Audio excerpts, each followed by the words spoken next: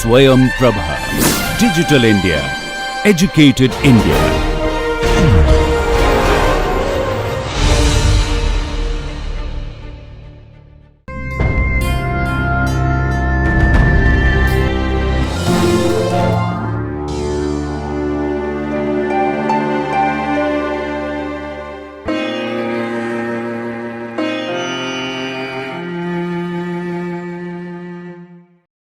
Welcome to the first session of the course Therapeutic Nutrition. This is the module 1, that is Principle of Nutrition Care, and in the first lecture we shall be learning about nutrition care process. I am Dr. Jasprit Kaur, working as Assistant Professor in Government College for Girls Ludhiana, affiliated to Punjab University Chandigarh, and this project is funded by DTX Swayam Prabha MHRD New Delhi. In this lecture, we shall be studying about nutrition care process, in which we shall be discussing concept of nutrition care process, various steps of nutrition care process, and methods of conducting the steps of nutrition care process. Nutrition care process. Nutrition has always been central element in many traditional forms of medicine. With increased awareness about importance of nutrition in management and prevention of the diseases has shifted the focus back on nutrition. When we talk about disease management, it does not pertain to only taking lifestyle interventions, but it involves certain nutritional strategies also to stabilize or even the reversal of disease process itself. For example, obesity, cardiovascular diseases, type 2 diabetes and its comorbidities. Thus, nutrition care becomes an important method to prevent and manage the health issues. Nutrition support does not mean merely providing protein, calories, or minerals, but it is all about providing substrates for the biological process of healing. The use of nutrition care process does not mean that all the clients they will get same care. Let us try and understand the concept of nutrition care process. It is a systematic method to provide high quality nutrition care which provides a framework for the dietitian to customize the care, taking into account the client's nutritional needs, his biochemical values, and using the best evidence available to make the decisions. Hence, nutrition care process is an efficient and effective care by dietetic professionals in all care settings. When we talk about meeting the changing nutritional needs of a person, so what are the factors that change the nutritional needs? There are three major factors which change the nutritional needs. The first point or the first factor being the presence and the type of disease. For example, presence of some infectious disease, some non-communicable disease is definitely going to change the nutritional needs of a person. The second important factor which can affect the nutritional needs is the environment. The environmental factors, for example, geographical area or the type of service that person is doing, physical activity, meal pattern, frequency of the meal, sleeping pattern, they are all counted towards the environment, and thus they are the important determinants changing the nutritional needs. And the third important factor which change the nutritional need is stage of life cycle. For example, the nutritional needs of an infant, they are different from a pregnant woman or an adolescent boy. So when we have to take into consideration the nutritional needs. All these three factors, they are to be taken into account.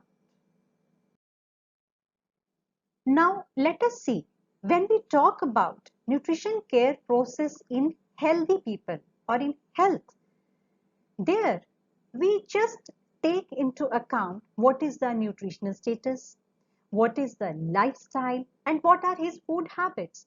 And then just we have to make recommendations to improve the health, and it will definitely help in the disease prevention. But when we talk about nutrition care process in a hospital setup, this whole process becomes elaborate. For example, it will include nutritional assessment, nutritional diagnosis, nutrition intervention, and monitoring and evaluation. Hospitalization is a very stressful experience for a patient. For example, bed rest that diminishes muscle tone, bone calcium, plasma volume, and gastric secretions, as well as there are shift in the fluid and electrolytes also. Then hospital malnutrition is often seen in many admitted patients, and that increases with the length of stay in the hospital. And along with the physiological stress of the illness, the patient health is also affected by medication, reduced intake of meals, erratic timings, and then lack of screening also. So primary principle of nutrition care process is to individualize the care process for the physiological and emotional support. Here in the nutrition care process, being so complex, a teamwork of different people is needed, which involves medical specialists along with dietitians, clinical dietitians, and then support dietitians. For example, food service dietitians, they are a part of team along with nurses and pharmacists. Let us explore various steps in nutrition care process. The first step is nutrition assessment. Under the nutrition assessment, we have to see the patient who is at nutrition risk. For that, we go for nutrition screening, which will help us to distinguish the patients who are not at risk from those who require thorough nutrition assessment. Nutrition screening should be carried out in every patient within 3 days of admission, and it should be repeated every 7 to 14 days, as the risk of malnutrition in hospital, it increases many-fold after 2 weeks of admission. Screening should be quick, simple, and easy to administer. And here we have some good nutrition screening tools. For example, we have MUST, that is Malnutrition Universal Screening Tool. Then we have MST, Malnutrition Screening Tool. Then we have MNA, that is Mini Nutritional Assessment Tool. SGA, Subjective Global Assessment, which is commonly used in many hospitals. And then we have MNA, Mini Nutritional Assessment Tool, that is frequently used for elderly. Let us understand the ABCD of nutritional assessment.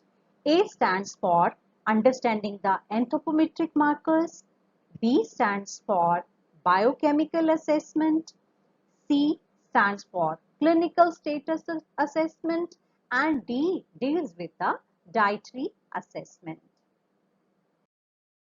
Anthropometric markers, they are fundamental to the assessment of nutritional status and planning diets.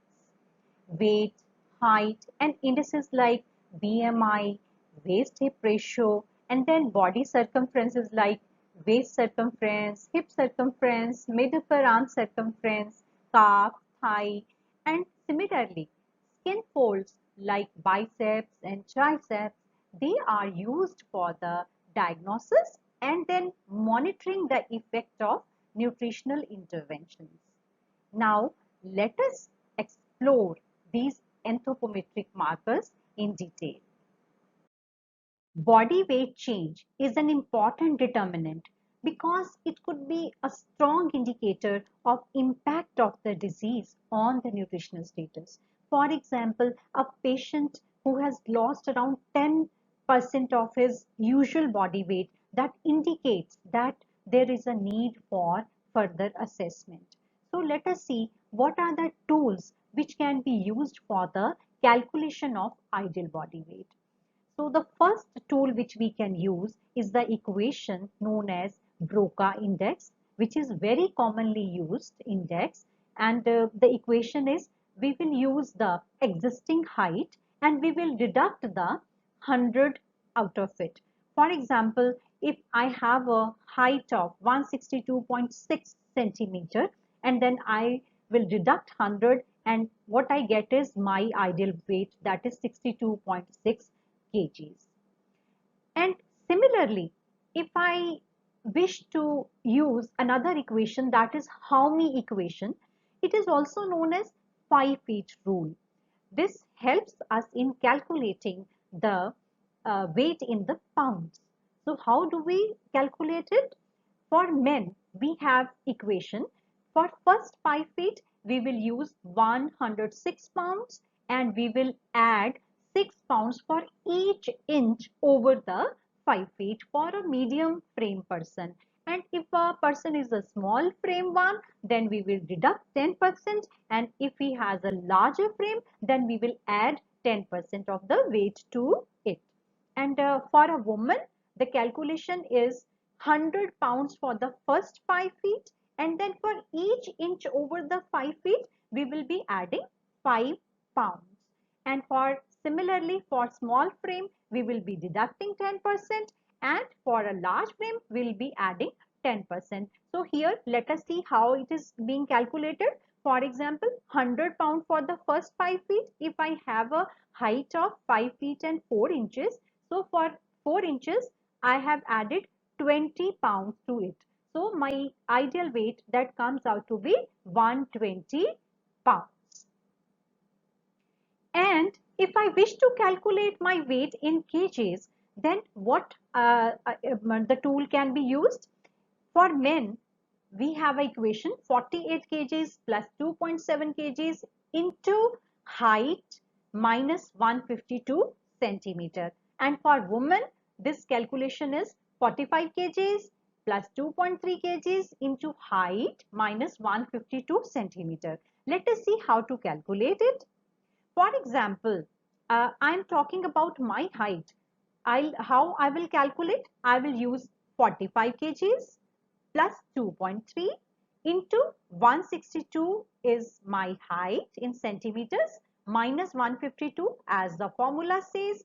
So what I get? I get 68 kgs. That is the weight, ideal body weight for me, that who is 5 feet 4 inches tall.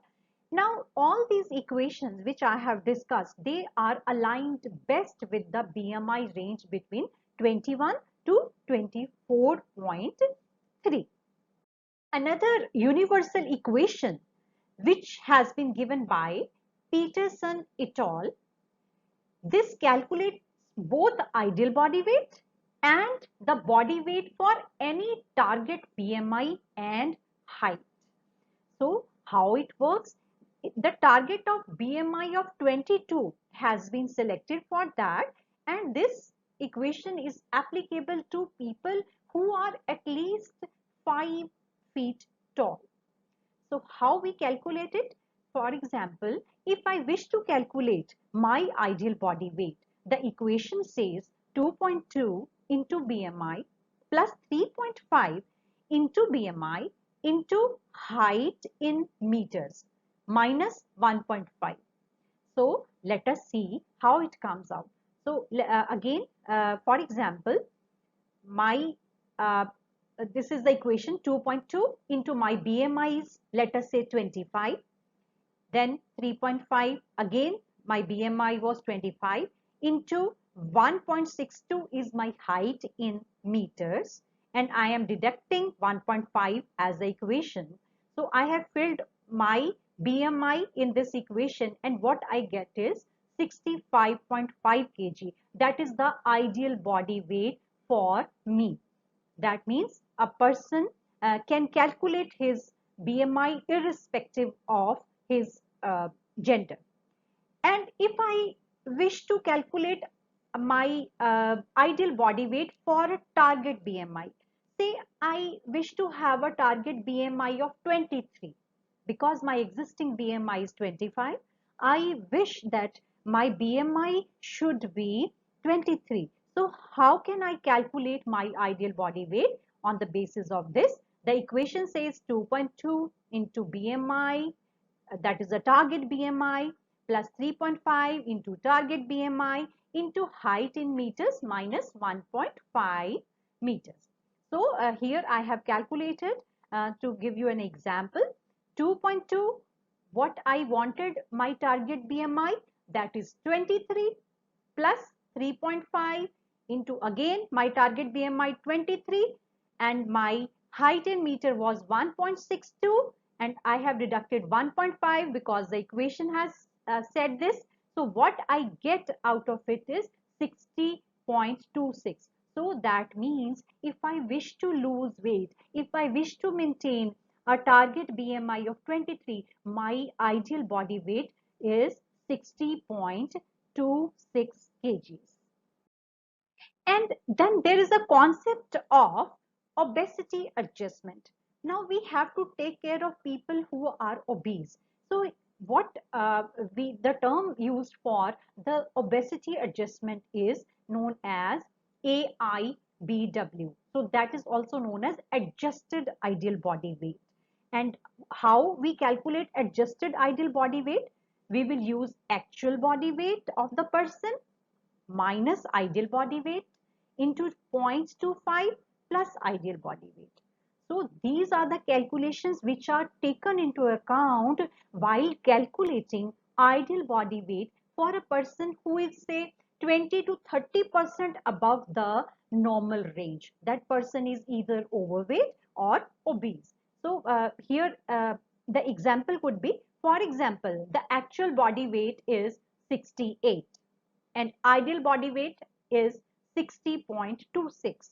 So the calculation I have filled, so into 2.25, and then ideal body weight is again 60.26. That comes out to be 62.19. So when I am going to calculate the ideal body weight for an obese person, I will use this adjusted ideal body weight for such person.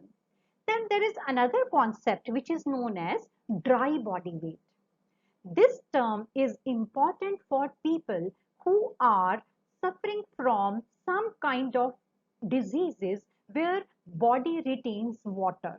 For example, a person who is hypertensive, a person who is having some liver failure issues, or some kidney disease where the person is heading towards dialysis. So in such cases, body tends to retain water. So maintaining the dry body weight, that means it is the weight without extra fluid in the body. That is another index which is used while selecting the ideal body weight. BMI, just like weight, is a very widely used tool in both public health and clinical nutrition. It is a very good tool to evaluate the weight status and nutrition risk. It is also helpful in calculating the nutritional requirements. It is the ratio of your weight according to the height. The formula for calculating BMI is weight in kgs divided by height in meter square.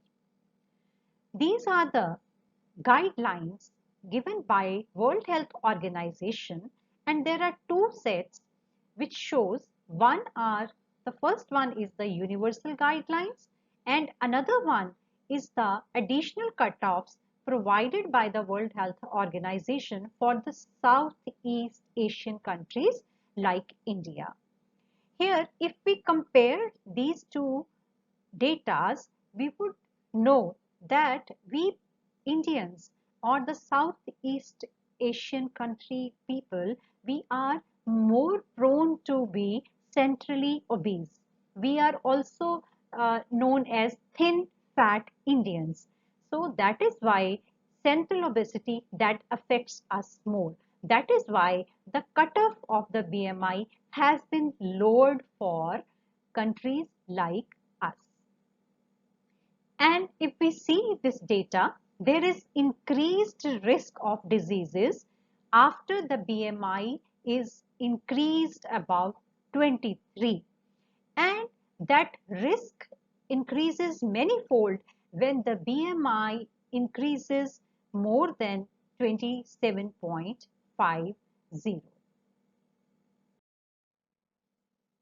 Waist circumference is a very useful marker of nutrition risk and it is a useful tool to measure the abdominal obesity also. If a person is able to maintain his waist circumference at 78 centimeter and in case of women it is under the level of 72 centimeter, they should try to maintain this level. But if that level goes beyond 90 centimeter in men and 80 centimeter in women, they are advised to seek medical help in order to prevent or manage lifestyle diseases, because as the waist circumference increases, the risk of lifestyle diseases also increases. The another tool is to measure body fat percentage. We can measure body fat percentage with the help of either calipers to measure the biceps, triceps or the skin folds at the various parts of the body, or we can use the machines which are specially designed to measure the body fat percentage. For example, BIA, that is bioelectrical impedance machine, and then we have dual energy X-ray absorptiometry DEXA scan. They are the useful indexes of measuring body fat percentage. Along with anthropometry, biochemical parameters, they play a role in dietetic practice for diagnosis, prognosis, and monitoring purposes. The blood tests, they are interpreted with the clinical examination, previous medical history, and the current medications, and they are very reliable tools of assessment of nutritional status. Some important biochemical parameters are hematology, for example, hemoglobin, packed cell volume, WBC count, platelet count, and then blood glucose level in the blood, and then blood urea, then electrolytes, protein factors, enzymes, and then some lipid profile, for example, measuring total cholesterol, HDL, LDL, triglycerides. These are few important biochemical markers which help in nutritional assessment. Clinical symptoms of a patient, they help us in understanding the impact of disease on the nutritional status. For example, a patient coming with gastrointestinal tract problems or a disorder will be having some symptoms like constipation, diarrhea, nausea, vomiting, bloating, etc., which in return will reduce the nutrition intake, thus affecting his nutritional status. Estimation of total calorie intake. Overall quality of the diet is an indicator of nutritional assessment. But actually taking the accurate dietary consumption data is in fact a very daunting task, because the kind of questioning and the observation, they can make lot of difference. And a lot of attention is to be paid towards sensing the portion size, the cooking technique, etc. Here we can take the help of food frequency questionnaire, which can be used to gather how often a food item is being consumed.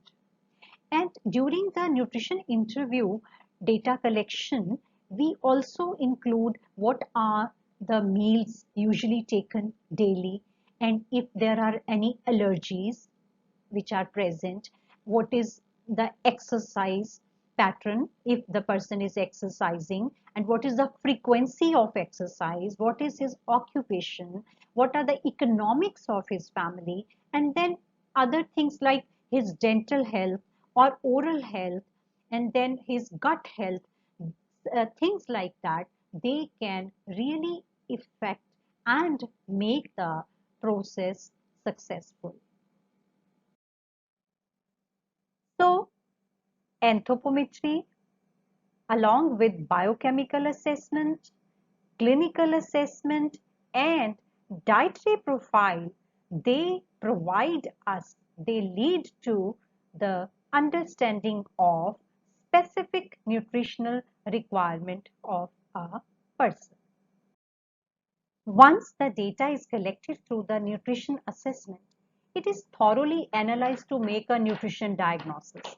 In other words, it is naming a specific problem to plan a specific diet prescription. It is often temporary, which resolves with the nutrition intervention. It is different from the medical prescription of a patient. For example, the medical prescription of a patient with the diabetes will be same for the entire length of the disease. But for nutrition diagnosis, the nutritional assessment is analyzed to diagnose the person, say with overweight or a high carbohydrate intake. The analysis and diagnosis that helps in creating a realistic, individualized, measurable expected outcomes. And it also helps in selecting appropriate interventions and tracking the progress to achieve expected outcomes. So, when we talk about the nutrition diagnosis, it creates a PES statement. What is this PES statement? P stands for problem. For example, a patient comes up with the problem of having excess calories. And then E stands for etiology. Etiology, what, why, how is he consuming excess calories? He's taking maybe high carb diet, or he's taking too much of fats in his diet. And E stands for the symptoms. For example, the patient has come up with this problem, which is evidenced by the weight gain. Say he has gained around 5 kgs in 2 months. So this is known as PES statement, which is counted as a prescription made through nutrition diagnosis. Based on the diagnosis and prescription, the nutrition intervention is the next step, which is initiated to focus on the root cause or the etiology of the nutrition or medical problem. It is aimed at elevating the signs and symptoms, and it helps in supporting the medical treatment for good treatment outcome. Under nutrition intervention, we take into account the macronutrients, for example, energy, protein, fat, carbohydrates. Then micronutrients, they are vitamins and minerals based on the RDA values. And then fluid needs, they are also taken into account. For example, they vary from 30 to 35 ml per kg body weight, and plus some additional allowances are made in case of febrile condition. Let us learn to estimate macronutrient requirements. First of all, let us see how to estimate energy. We will start by estimation of energy with the help of estimating BMR by using Henry equations, which are taking into account the age, gender, and weight status. or we can use Harris-Benedict equation also. Along with the BMR, we will add stress factor of all the patients who are metabolically stressed. Then we will add an allowance for the activity or thermogenesis, and on top of it we'll add 400 to 600 kilocalorie per day for weight gain in the patients who have experienced weight loss after contracting the disease. The aim is to allow loss or weight gain of range of around 10%. It would be better if the patient is able to stay closer to his ideal body weight or slightly less than ideal body weight. If we wish to generalize the energy requirement, the simplest thing would be, if we are calculating it for a person who is having ideal body weight, then it should be 30 kilocalorie per kg per day. If the person is underweight, we will go for 40 kilocalorie per kg per day. But if a person is overweight, then we will lower the energy to 20 kilocalorie per kg per day. Proteins, they are the building blocks of our body, and we should consume them from good quality sources such as non-vegetarian sources, or we can use the proteins from vegetarian sources by combining two types of protein, for example from cereals and pulses. So if we see the requirement of the protein, for a normal person ranging from 19 to 50 years of age is around 1 gram per kg weight per day, and for more than 15 years it is 0.8 gram per day. For pregnancy and lactation it is increased to 1.1 gram per kg per day, and for critically ill or injured patients it is 1.5 to 2 gram per kg per day. But minimal intake, it should be around 0.54 gram per kg per day, and this type of protein requirement are meant for people who are on low protein diet, for example kidney patients or with some serious liver disease. Then in a general thing we can say RDA intake is 0.8 gram per kg per day. Next comes the fat requirements. Fat requirements, they suggest that the total contribution of the fat should be less than 30% of the total calories. They should be evenly taken from saturated fatty acids, polyunsaturated fatty acids, and monounsaturated fatty acids. They should be contributed by all these 8 to 10% each, with 1 to 2% from the omega-3 fatty acids should be ensured. And when we come to the carbohydrate requirements, they should be providing around 50 to 55% of the calories. Preferably, they should be complex carbohydrates, but this requirement will change in case of people who are suffering from some gut issues like diarrhea or related diseases. The last step is step 4, that is nutrition monitoring and evaluation. This is to monitor and evaluate to determine whether the patient is progressing well towards the planned nutrition goals.